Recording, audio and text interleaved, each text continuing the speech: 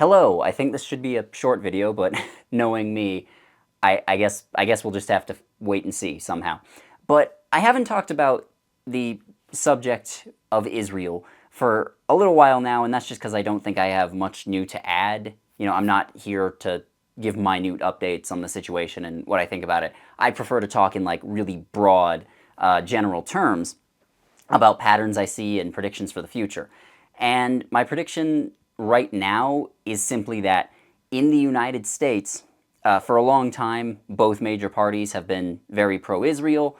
There's been some differences on that front, but for the most part, they've largely just been very much pro-Israel. They have been 100% supportive of not everything it does, but a lot of things it does. And the reasons for that are complicated. It's not the Jews run our government. If you think that, then fuck off. There is an Israel lobby, obviously, but there's a lobby for a lot of different stuff. It's not unique to them. Although I personally don't like how much control the Israeli government, or I shouldn't say control, influence the Israeli government has on ours, but I also don't like influence that the Russian government has or the Chinese government. I don't like influence that corporations have. A lot of different groups of people have their fingers in that pie, and sometimes they get along with each other, sometimes they don't. But the point is, for a very long time, both major parties have been largely pro-Israel, but in the near future, I think that's going to be something that is drawn along partisan lines. I think that the Democrats are going to not necessarily be anti-Israel, but they are not going to be nearly as friendly towards it as they've been for several decades now. And there's a couple of reasons for that. The first one being that Israel has very clearly, or at least the Israeli government, I should say, has just very clearly and very cleanly, very publicly taken sides in our election process. Just a couple days ago, Benjamin Netanyahu had a secret meeting. I say secret meeting with Donald Trump, but it wasn't a secret. It was in public. We just don't know exactly what they discussed because that wasn't on camera. And that's normal for political stuff. But the fact that he's not president right now, that's pretty clearly showing that, yeah, Netanyahu and his government are taking sides in our election. They want Donald Trump to be reelected. And for that matter, there's no easy way to put this, but a huge chunk of Israeli society, a plurality, if not majority, are just fascists. I don't wish they were. A lot of other Israelis have called them out on this too, but unfortunately they're a minority. But, they just keep voting for Netanyahu for about, 25 years in total now, and looking at polls for the upcoming election, it looks like he's going to stay in power, even though all of this war and all this fighting and everything on October 7th happened under his watch. Like, they just want him to still be in charge. And in a democracy, I think you really do get the government you deserve. So, unfortunately, I think the majority of Israelis are pretty radicalized at this point. There have been hypothetical polls where they ask if they could vote for one of our candidates for president, who would it be? And pretty much all of them have said they would overwhelmingly vote Donald Trump. So, they are pretty clearly taking sides in our election process, and a lot of Democrats are unenthused about that. And that's the first big reason. The second big reason is, like I was saying earlier, they've just radicalized themselves to a really high degree. And, I mean, obviously, I wish that they would come back down from that, but I think at this point, they are just not listening to anyone outside of a small circle, and just using an excuse that either you're anti-Semitic if you point anything out or criticize them in any way, or just you don't understand. Like, that's a thing they like to use when other Jewish people criticize Israeli Jews, is like, you don't understand what it's like to live over here, you don't know what it's like living with those people, which is kind of my next point, which is that Israel is, on average, an extremely racist country, and for a very long time, they have... I don't want to act like there's a big conspiracy to keep this under wraps or anything, because there probably isn't, but their government and spokespeople, at least publicly, have, for the most part, acted pretty normal. Like, that's why they give lip service to the idea of a two-state solution, is because they claim that they want peace and that they want everyone to be happy and live harmoniously. But more recently, you have them just openly being genocidal, and even people who aren't in their government but are still on their side are just going. I don't like to use the terminology of the far right, but they've stopped hiding their power level, I think is the best way to put it. Like, just the other day, there was a semi-viral post on Twitter. I'm going to post it right here. I'm going to cover up the woman's face in the picture because she doesn't deserve to get more harassment than she already has. It's literally just a woman who I believe is Palestinian or just Middle Eastern in some way, wearing a keffiyeh? Is that how you pronounce that? I don't know. And then an organization that claims to be about stopping anti-Semitism, an organization with a lot of money and public support behind it, is trying to get her fired for that. Like, it's a minimum wage worker, and this large entity is trying to attack her because she is visibly Middle Eastern. Like, that, there is no way to spin this other than just pure racism. If a Jewish person feels uncomfortable just being in the presence of somebody from Palestine, or just any ethnic group for that matter, that person is racist. And just because they're part of a historically marginalized group doesn't mean we have to pay attention to what they say and what they're complaining about. And that one post is indicative of a pattern I've just seen a bunch of times. You know, like I said, is people high up in the Israeli government and military are just openly genocidal now, because I guess they feel they don't have to hide it anymore. Like, again, they've just radicalized themselves into a corner, almost. Like, there is no other way out unless you can somehow break through to them. And I mean, I wouldn't know how to do that.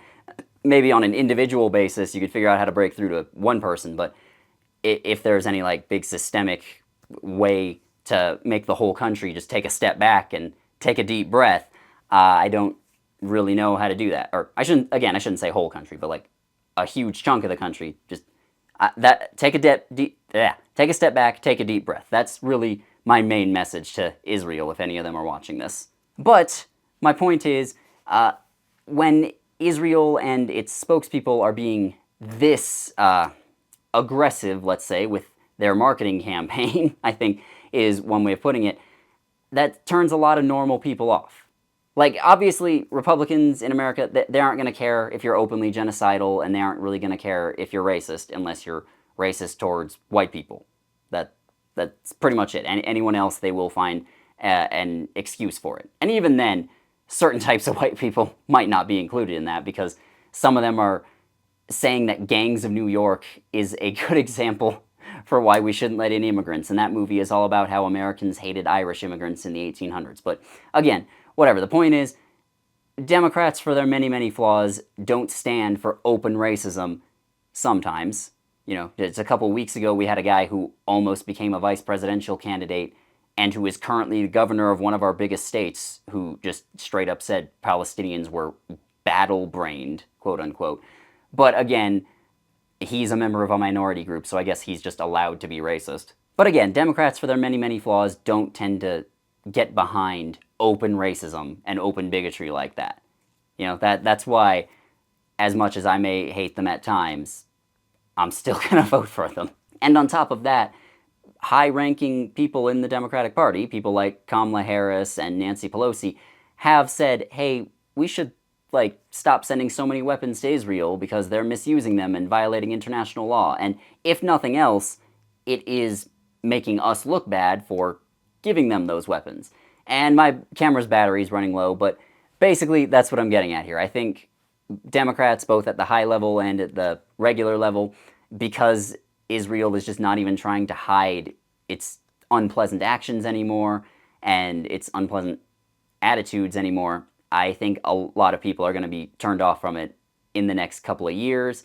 I don't know exactly how this is going to affect politics going forward, but I mean, again, the Israelis have blatantly taken sides in our election.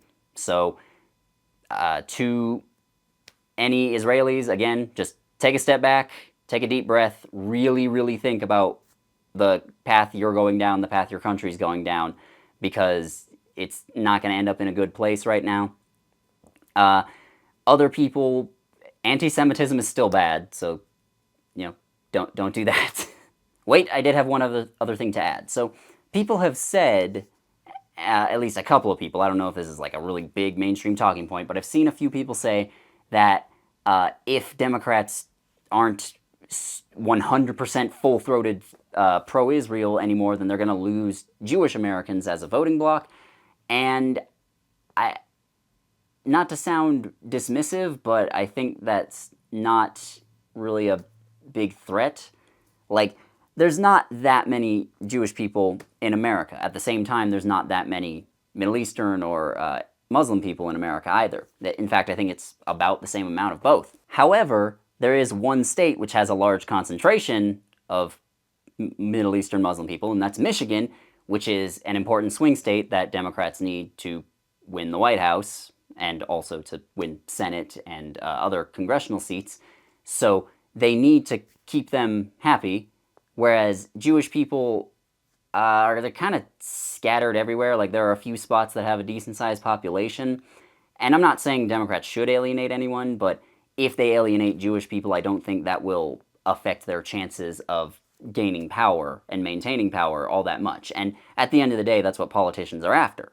And this whole argument at its core is also just, well, it's kind of racist, to be honest, because if you're just assuming that all Jewish people only care about Israel, and the instant you stop supporting that, they're going to vote against you, that's dumb and weird.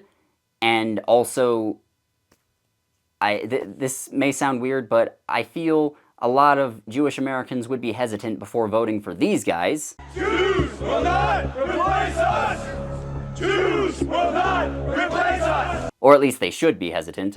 Again, I can't tell you what to do, but if any of them are watching and you're considering voting Republican, like, I'd say really think hard about that. Anyways, electoral politics is complicated. You're trying to juggle demands of a lot of different groups of people, some of whom have mutually exclusive demands. But at the end of the day, I think, like I said, take a step back, take a deep breath. I really do, I'm not trying to sound all hippy-dippy or whatever, but I really do think that if you just settle down, we can probably find a solution that will satisfy everyone except for the most extreme elements of whatever country or ethnic group or whatever you're talking about. And I think if Democrats do turn a little bit away from Israel and they start restricting weapons and stuff that they sell there, that, I'm not going to say that would instantly fix everything, because it wouldn't, but I do think that would cause a lot of Israelis to do some self-reflection and realize, okay, maybe we could change some of our actions here. And before anyone starts complaining like, oh, what about Hamas? I know Hamas is evil. What about them? Like, we know there's radical elements in Palestinian society because that's all you ever talk about, and a lot of people only pretend, or a lot of people pretend that the radical elements are the only thing that exists in their society, and it's not. Even if they're the majority, the regular people don't deserve to be punished for that. And the same goes for Israel. Anyways, I'm rambling now, so that'll be it. Have a lovely day. Goodbye.